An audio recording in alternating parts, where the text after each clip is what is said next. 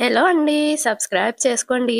ఈరోజు సీరియల్‌లో Karthik board members అందరితో నేనిప్పుడు ఈ సంస్థలో లేకపోయినా నా సలహాలు, నా సేవ, నా సహకారం అన్నీ ఈ సంస్థకుంటాయి అని అనంగాల్నే బోర్డ్ మెంబర్స్ అందరూ చప్పట్లు కొడతారు. కానీ నేను సీఈఓగా ఉండే అవకాశం లేదు. అందుకే ఈ సంస్థకి కొత్త సీఈఓగా నా భార్య దీపని ప్రపోజ్ చేస్తున్నాను అని అనగానే దీప షాక్ అయిపోతది. అటు జోష్న, పారు గూడా షాక్ అయితారు. వెంటనే దీప బావా అనంటది. అప్పుడు కార్తీక్, దీప నేను ఈ నిర్ణయం అని అంటా ఉంటే నాకు నచ్చలేదు బావా అని బయటికెళ్ళిపోతది దీప. కార్తీక్ అందరితో ఎక్స్‌క్యూజ్ మీ అని చెప్పి బయటికెళ్తాడు దీప వెనకాలే. దీప ఆవేశంగా స్టెప్స్ దిగుతా ఉంటే దీప, దీప ఆగు అని చేయబట్టుకుంటాడు. అప్పుడు దీప, అయినా నేను లోపలికి గూడా రానన్నాను. నువ్వే నా పక్కన నిలబడు అన్నావు అనంటది. వెంటనే కార్తీక్, ఇప్పుడు నేను ఉండాల్సిన స్థానంలో నిలబడు అంటున్నాను అని అంటా ఉంటే, నా వల్ల కాదు అని దీప అంటది. అప్పుడు కార్తీక్, ఇంటి దగ్గర ఏం చెప్పానో నీకు గుర్తులేదా? ఈ కుటుంబం కోసం ఏదైనా చేయాల్సొచ్చినప్పుడు నేనే కాదు నువ్వు బలంగా నిలబడాలని చెప్పాను కదా! నిర్ణయం ఏదైనా కావచ్చు, స్థానం ఏదైనా కావచ్చు. నీ ముందు, నీ వెనక నీతో నేనున్నానని నమ్ము. ఎవరిది ఇదంతా? మనది కాదా? మన దాన్ని మనమే కాపాడుకోవాలి. పద హ్మ్. అని తీసుకెళ్తాడు. వచ్చి అక్కడ నిలబడతారు. ఆరు ఏమో సుమిత్రతో, సుమిత్ర నేను ఇంటి దగ్గర చెప్పానా? అదే కార్తీక్ గాడు చేయాలి అనుకుంటున్నాడు. అడ్డుపడు అని చెవిలో చెప్తా ఉంటే సుమిత్ర ఏమో, అక్కడ మనకంటే పెద్దవాళ్ళు ఉన్నారు అత్తయ్య గారు అని అనగానే పారు ఏమో వెటకారంగా, ఉన్నారులే చోద్యం చూడ్డానికి. అంతా ఆ కార్తీక్ గాడి మాయలో ఉన్నారు అని అంటది. కార్తీక్ ఏమో చైర్మన్ గారు అని అనంగానే శివనారాయణ చెప్పు అని అంటాడు. నా తరపున నా భార్యని సీఈఓ స్థానానికి ప్రపోజ్ చేస్తున్నాను అని అంటా ఉంటే జోష్న చప్పట్లు కొడుతూ లేచి, భర్త తరపున భార్యని ఎన్నికల్లో నిలబెట్టడం రాజకీయాల్లో మాత్రమే చూసా. ఇప్పుడు ఆ ఆచారాన్ని బోర్డ్ మీటింగ్స్ కి కూడా తీసుకొచ్చినట్టున్నారు మన మాజీ సీఈఓ గారు అని అంటా ఉంటే, తప్పేముంది అని కార్తీక్ అంటాడు. నిలబడ్డానికి తప్పు లేదు, నిలబడాలి అనుకోవడానికి తప్పు లేదు, కానీ నిలబడ్డానికి అర్హత ఉండాలి, నిలబడాలి అని అనుకోవడానికి యోగ్యత ఉండాలి. ఆ రెండూ లేని మనిషిని సీఈఓగా ఎలా ప్రపోజ్ చేస్తావు అని అంటది. అప్పుడు కార్తీక్, అర్హత, యోగ్యత ఈ రెండూ నా భార్యలో లేవని నువ్వెలా చెప్పగలవు అని అంటాడు. అప్పుడు జోష్న, అందరూ చెప్పగలరు. భరణి అంకుల్ విన్నారుగా, ఈ వంటలక్క మీకు కాబోయే సీఈఓ అంట. ఒక్క చిన్న మిస్టేక్ జరిగినందుకే నా వల్ల కంపెనీ అంతా సర్వనాశనం అయిపోయిందని దండయాత్ర చేశారు కదా! ఇప్పుడు ఈ 5వ తరగతి చదువుకున్న పల్లెటూరి మొద్దు మన సంస్థకి సీఈఓ అయితే మనం దివాళా తీయడం కాదు, మన రెస్టారెంట్స్‌ని వేలంపాటలో అమ్ముకోవాలి అని అనగానే కార్తీక్ కోపంతో, మేడం జోష్న మీరు కొంచెం మాటలు అదుపులో పెట్టుకొని మాట్లాడితే మంచిది అని అంటాడు. వెంటనే జోష్న, నేను చెప్పిన దాంట్లో తప్పేముంది అని అడుగుతది. అప్పుడు కార్తీక్, తప్పు లేకపోవచ్చు, కానీ మీరు సంబోధించేది నా భార్య దీపని. పల్లెటూరి మొద్దు లాంటి పదాలు వాడకపోవడం మీకే మంచిది అని అంటా ఉంటే జోష్న, ఓకే, ఆ పదాన్ని వెనక్కి తీసుకుంటాను. సీఈఓ పోస్ట్ అంటే ఏంటో, ఆ పోస్ట్‌కుండే బాధ్యతలేంటో ఒక మాజీ సీఈఓగా నీకు తెలియదా? వంటగదిలో గరిటె తిప్పడం తప్ప దీపకి ఇంకేం తెలుసు? ధైర్యంగా బోర్డ్ మీటింగ్‌లో మాట్లాడగలదా? ల్యాప్‌టాప్ ఆపరేట్ చేయగలదా? కనీసం ఇంగ్లీష్ చదవడం గూడా రాని ఈ మనిషిని ఎలా సీఈఓని చేస్తావు? మీరు ప్రపోజ్ చేస్తే మాత్రం బోర్డ్ మెంబర్స్ ఎలా ఒప్పుకుంటారు? ఏ నమ్మకంతో సపోర్ట్ చేస్తారు? ఈ ఒక్క ప్రశ్నకి ఆన్సర్ చేయండి మాజీ సీఈఓ గారు అని అంటా ఉంటే పారు ఏమో సుమిత్రతో, మనవరాలా మజాకా? అది అలా అడగాలి. కార్తీక్ గాడి గొంతు పెగల్ది చూడు అని నవ్వుతూ అంటది. దీపేమో, బావా నేను వెళ్ళిపోతున్నాను అని వెళ్తా ఉంటే చేయి పట్టుకొని కార్తీక్ ఆపి, dear board members, CEO Joshna గారు చెప్పింది కరెక్టే అని అనగానే పారు ఏమో, అది పద్ధతంటే అలా నిజాయితీగా ఒప్పుకోవాలి అని అంటది. అప్పుడు కార్తీక్, నేను ఒక మాజీ సీఈఓ అయ్యుండి అన్నీ తెలిసి నా భార్య దీపని ఈ పోస్ట్‌కి సజెస్ట్ చేశాను అంటే తన మీద నాకెంత నమ్మకం ఉందో మీకు తెలియాలి అని అంటా ఉంటే జోష్నేమో, నీ భార్య మీద నీకు నమ్మకం ఉంటుందిలే, మాకుండాలి కదయ్యా అని అంటది. వెంటనే కార్తీక్, ఉంటుంది మేడం, అర్హత ఉంటుంది, యోగ్యత ఉంటుంది, నమ్మకం కూడా ఉంటుంది. అసలు దీప ఎవరో తెలిస్తే ఈ మనిషికున్న అర్హత ఏంటో మీకు తెలుస్తుంది అని అంటా ఉంటే మళ్ళీ దీప, బావా నేను వెళ్ళిపోతాను, నన్ను వదిలేయండి అని వెళ్తా ఉంటే కార్తీక్ ఆపి, నా భార్య కోసం నేను నిలబడతాను, నీ భర్త కోసం నువ్వు నిలబడతావా లేదా అని అనగానే తలుపి అక్కడ ఉండిపోతది. కార్తీక్ ఏమో, ఓ మారుమూల చిన్న పల్లెటూరు ముత్యాలమ్మ గుడి, అది దీప సంత ఊరు. 5వ తరగతి వరకు అక్కడే గవర్నమెంట్ స్కూల్లో చదువుకుంది. ఒంటరిగా కష్టపడుతున్న తండ్రికి సాయంగా ఉండాలని తనకు ఎంతో ఇష్టమైన చదువును కూడా వదిలేసి చాలా చిన్న వయసులోనే తన తండ్రి నడుపుతున్న హోటల్లో పనిచేసేది. ఆటలాడుకునే వయసులోనే వంట చేయడం మొదలుపెట్టింది. కస్టమర్స్‌ని హోటల్‌కి రప్పించడం కోసం అని అంటా ఉంటే గతాన్ని చూపిస్తారనమాట. అందులో దీప వాళ్ళ నాన్న ముందొచ్చిన కస్టమర్స్ పేర్లని ఇలా చీటీ తీసి వాళ్ళలో ఎవరి పేరైతే ముందుగా వస్తుందో వాళ్ళకి ఆ రోజు తిన్నంత టిఫిన్ ఫ్రీగా పెడదామని నా దీప తల్లే ఈ స్కీమ్ పెట్టింది అని అంటాడు. అది చూపిస్తారు. చాలా తక్కువ టైంలోనే హోటల్ ఆదాయం పెంచింది. అలాగే చట్నీలు ఎలా టేస్టీగా చేయాలో వాళ్ళ నాన్నగారి దగ్గర నేర్చుకుంది. తను కొన్ని టిఫిన్‌లు మిగిల్చి ఆ టిఫిన్‌లని హాస్పిటల్ దగ్గరుండే పేద ప్రజలకి పంచేది. అప్పుడు గూడా గతంలో చూపిస్తారు దీపాని. టిఫిన్స్ పెట్టేవి అవి. కార్తీకేమో ముత్యాలమ్మ గుడిలో అన్నపూర్ణగా పిలుచుకునే దీపకి వంటల గురించి తెలుసు. బిజినెస్ ఎలా డెవలప్ చేయాలో తెలుసు. రెవెన్యూ ఎలా పెంచాలో తెలుసు. 10 మందితో ఎలా ఉండాలో తెలుసు. ఇదంతా కేవలం దీపకి ఒకవైపు మాత్రమే. మరోవైపు చూస్తే దివాళా తీసిన సత్యరాజ్ గారి రెస్టారెంట్స్‌ని నేను తీసుకున్నాను. అది సాధిచ్చిన విషయం మీ అందరికీ తెలిసిందే. అది కేవలం నా ఒక్కడి వల్లే సాధ్యమైతుంది అని అనుకుంటున్నారా? కాదు. కస్టమర్స్ టేస్ట్‌కి తగ్గట్టుగా ఎప్పటికప్పుడు దీప కొత్త వంటకాల్ని ప్రయత్నిస్తూ ఉండేది. ఉప్మా బిర్యానీ అనే కొత్త వంటకం నాకు దీప వల్లే పరిచయమైంది. అవార్డు ఇద్దరం కలిసే తీసుకున్నా అది రావడానికి కారణం నా భార్య. ఎప్పటికప్పుడు టీమ్‌తో మాట్లాడేది. రెస్టారెంట్ ఎలా క్లీన్‌గా ఉంచాలి, వచ్చిన కస్టమర్స్‌తో ఎలా మాట్లాడాలి, ఆర్డర్స్ ఎలా తీసుకోవాలి, ఎలా సర్వ్ చేయాలి, ఇలా ప్రతి విషయంలో దీపకి లోతైన అవగాహన ఉంది. తను ఏ సర్టిఫికేట్ లేని ఒక బెస్ట్ షెఫ్. ఇవి సరిపోవా జోష్న గ్రూప్ ఆఫ్ రెస్టారెంట్స్‌ని నడిపియడానికి? ఇవి సరిపోవా దీప సీఈఓ అవ్వడానికి? అని అంటా ఉంటే జోష్నేమో సరిపోవు బావా అని అంటది. అప్పుడు కార్తీక్ ఆ విషయం మిగిలిన బోర్డ్ మెంబర్స్ అందరు చెప్పాలి అని అంటాడు. వెంటనే జోష్న నేను ఒక మెంబర్‌ని. దీపని సీఈఓగా నేను ఒప్పుకోను అని అంటా ఉంటే దశరథేమో అర్హత కావాలి అన్నావు. తనకున్న అర్హత ఏంటో చెప్పాడు. ఇంకేంటి నీ అభ్యంతరం అని అడుగుతాడు. అప్పుడు జోష్న నాకున్న చదువు, నాకున్న హోదాయే నాకున్న అర్హత అంటది. వెంటనే కార్తీక్ అలా అయితే మీరెందుకు ఈ రెస్టారెంట్‌ని ఈ గతి పట్టించారు? అన్ని అర్హతలు, అన్ని హోదాలు ఉంటే మీరు ఈ రెస్టారెంట్‌ని లాభాల్లో నడిపించాలి కదా! 5వ తరగతి చదువుకున్న దీప సత్యరాజ్ రెస్టారెంట్స్‌ని నంబర్ 1గా చేసినప్పుడు గ్రాడ్యుయేషన్ చేసిన మీరు ఇంకే స్థాయికి తీసుకెళ్ళాలి? కానీ అది జరగలేదు అని అంటా ఉంటే పారు ఏమో ఏంటి నా మనవరాల్ని అందరిలో అవమానిస్తున్నాడు అని అంటది. అప్పుడు దశరథ ఇది అవమానం కాదు పిన్ని, వాస్తవం. ప్రస్తుతం మన పరిస్థితి చెప్తున్నాడు అని అంటా ఉంటే జోష్న ఎన్ని చెప్పినా ఈ అన్యాయానికి నేను ఒప్పుకోను డాడీ అని అంటది. వెంటనే శివనారాయణ దీంట్లో అన్యాయం ఏముంది? దీపకున్న అర్హత ఏంటో అడిగావు అదే చెప్పాడు అని అంటా ఉంటే జోష్న బోర్డ్ మెంబర్స్ అంతా కలిసి ఒక సీఈఓని ఎన్నుకోవాలి.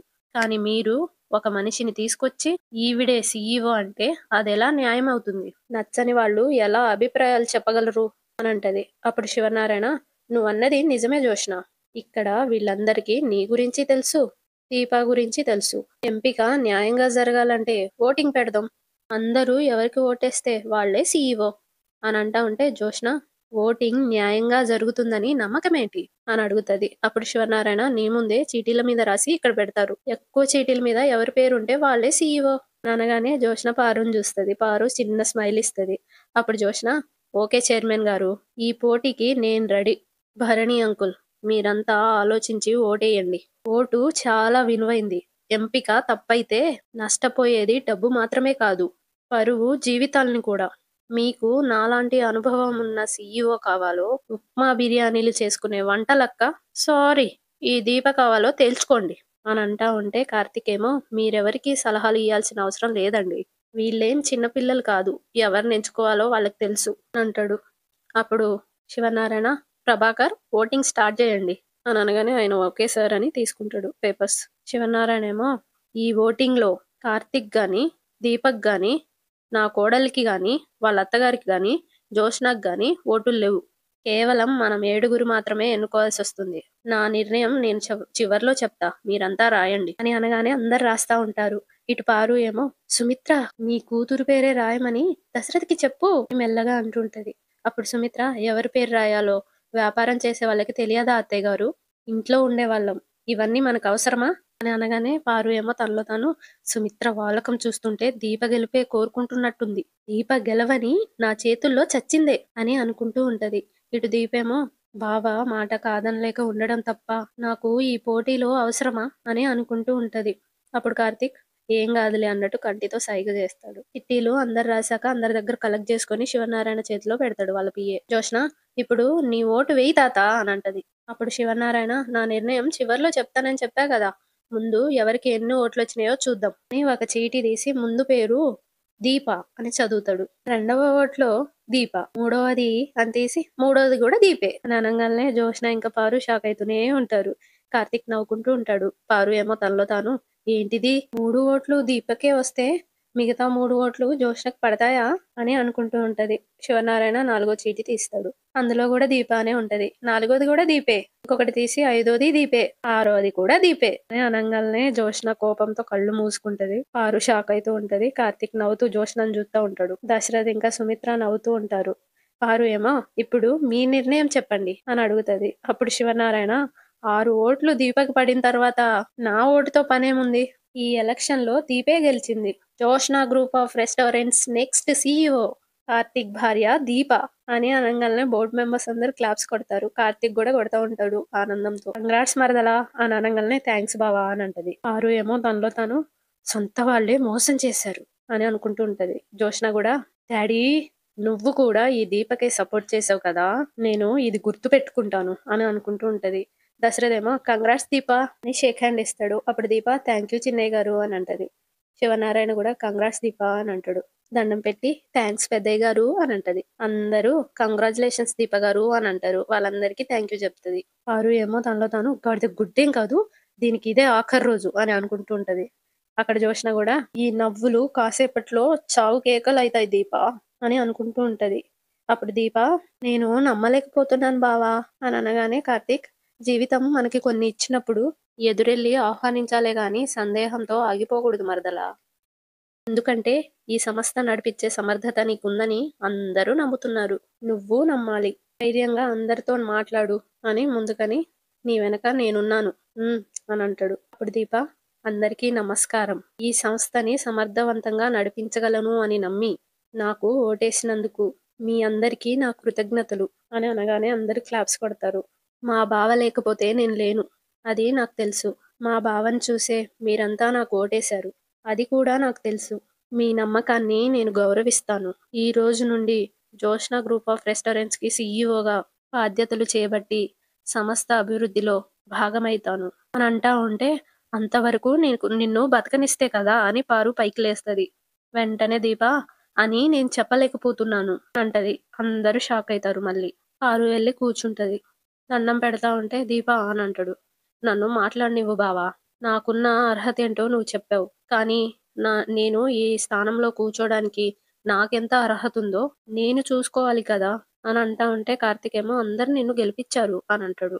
అప్పుడు దీప అందుకే అందరినీ క్షమించమని అడుగుతున్నాను అని దండం పెడతది. పారు ఏమో తనలో తాను ఇదేం ట్విస్ట్ బాబు అని అనుకుంటూ ఉంటది. జోష్న ఏమో గెలిచిన తర్వాత మళ్ళీ ఈ నాటకం ఏంటి అని అడుగుతది. కార్తీక్ మేడం గారు మీరు కాసేపు ఆగండి. ఏమైంది దీప, ఎవరికి నువ్వు భయపడాల్సిన అవసరం లేదు అని అంటా ఉంటే దీప ఇది భయం కాదు బావా అని అంటది. అప్పుడు దశరథ్ మరేంటమ్మా అని అంటా ఉంటే శివనారాయణ నువ్వు సమాధానం చెప్పాలి దీప. నీ భర్త నిన్ను సీఈఓగా ప్రపోజ్ చేశాడు, న్యాయబద్ధంగా నిన్ను సీఈఓగా ఎన్నుకోవడం జరిగింది. మళ్ళీ ఇదేంటి, నువ్వు వద్దన్నావు అంటే అందరి నిర్ణయాన్ని తప్పు పట్టినట్టే కదా, ఎవరికి విలువ లేనట్టే కదా అని అంటా ఉంటే దీప అయ్యో అని అంటా ఉంటది. కార్తిక్ ఏమో లేదు సార్, దీప టెన్షన్ లో అలా అంటుంది. లేదు బావా, నాకు ఈ స్థానం వద్దు, ఎందుకో చెప్తాను విను. ఇక్కడ సీఈఓగా నువ్వుండాలి, కానీ కొందరు నిన్ను అవమానించి ఇక్కడ నుండి పంపించారు. మరొకసారి నీకు ఈ స్థానం తీసుకునే అవకాశం వచ్చింది, అప్పుడు కూడా అడ్డుపడ్డారు. నిన్ను 2 సార్లు అవమానించిన ఈ స్థానంలో నేను ఉండలేను బావా. పైగా ఏ భార్య అయినా భర్త తన పక్కనే ఉండాలని అనుకుంటుంది, తన వెనక కాదు. నేను సీఈఓ స్థానంలో ఉంటే నీ స్థానం ఏంటి అని అంటా ఉంటే జోష్న డ్రైవర్ పోస్టే కదా అంటది. అప్పుడు దీప విన్నావు కదా, నిన్ను అవమానించిన స్థానంలో కానీ నిన్ను మించిన అధికారం కానీ నాకొద్దు బావా, నాకు నువ్వు చాలు, ఇవేవి నాకొద్దు అని అనగానే శివనారాయణ చప్పట్లు కొడుతూ షబాష్ అర్హత లేకపోయినా అధికారం కోసం ఆశపడే వాళ్ళొకడు అని జోష్నాని చూస్తూ, అర్హత ఉన్నా చేతికి వచ్చిన అధికారాన్ని ఆశ లేని వాళ్ళు మరొకలు. కార్తీక్, నీ భార్యకి నువ్వైనా చెప్పు అని అంటా ఉంటే పారు ఏమో, ఎవరు ఎవరికి చెప్పవలసిన అవసరం లేదండి. సమస్యలు తట్టుకోవాలంటే ధైర్యం ఉండాలి. భవిష్యత్తులో ఏదైనా ప్రాబ్లం వస్తే తన మీద ఎక్కడ నింద పడుతుందో అని ముందుగానే జాగ్రత్త పడుతుంది. లేదంటే ఇప్పుడు చెప్పిన కారణమే ముందుగానే చెప్పొచ్చు కదా అని అంటా ఉంటే దీప, ఇదే మాట నేను ముందుగా చెప్తే నా భర్తని నేను అవమానించిన దాన్నవుతాను అని అంటది. అప్పుడు పారు, ఆ ఏ ఇప్పుడు అందరిని అవమానించినట్టు అవదా అని అంటా ఉంటే దశరథేమో, నిర్ణయం ఏదైనా తనకు చెప్పే అధికారం ఉంది అని అంటాడు. వెంటనే పారు, ఇదంతా దీప ఆడుతున్న నాటకం దశరథ అని అంటా ఉంటే కార్తీక్, పారు అని అరుస్తాడు. అప్పుడు పారు, ఆ ఎనకుండి ఇవన్నీ నువ్వే నడిపిస్తున్నావు లేరా, నువ్వు సీఈఓ అవడానికి మా జోష్న ఒప్పుకోలేదని తెలివిగా నీ భార్యను అడ్డం పెట్టుకొని జోష్నను ఓడించావు. గెలిచిన నీ భార్య ఈ స్థానంలో కూర్చోను అంటుంది. కాబట్టి ఆవిడ తరపున నువ్వు కూర్చుంటావు అని అంటా ఉంటే దశరథ్, పిన్ని ఒకసారి నేను చెప్పేది వింటావా అని అంటాడు. అప్పుడు పారు లేసి, చివరికి నేను చెప్పబోయేది అదే దశరథా అని అంటా ఉంటే శివనారాయణ, పారిజాతం కూర్చుంటావా బయటికెళ్ళిపోతావా అని అనగానే, కూర్చొని దీప సీఈఓగా కూర్చోను అని అంటుంది కాబట్టి మరి ఆ స్థానంలో జోష్నానే కూర్చోబెట్టండి అని అంటా ఉంటే శివనారాయణ, ఒక్క ఓటు కూడా పడని మనిషికి అధికారం ఎలా ఇవ్వమంటావు? వెంటనే జోష్న, నేను కాక, బావా కాక, దీపా కాక మరి ఈ సంస్థకి సీఈఓ ఎవరు అని అడుగుతది. వెంటనే శివనారాయణ, నువ్వు అడిగే ప్రతి ప్రశ్నకి నా దగ్గర సమాధానం ఉంది అని అనగానే, అయితే సీఈఓ ఎవరో చెప్పండి అని జోష్న అంటది. అప్పుడు ఎవరో కొత్త వ్యక్తి మెట్లెక్కి రావడం చూపిస్తారు. కాళ్ళు మాత్రం వరకే చూపిస్తారు. అంతటితో ఈరోజు ఎపిసోడ్ అయిపోతది. సబ్స్క్రైబ్ చేసుకోండి. 1000కి దగ్గరలో ఉన్న 2000 మెంబర్స్ దాకా చూస్తున్నారు కానీ ఎవరు సబ్స్క్రైబ్ చేసుకోవట్లేదు. చెప్పాలని అనిపించట్లేదు. డీమోటివేట్ అయిపోతున్నా. ప్లీజ్ కదా సబ్స్క్రైబ్ చేసుకోండి.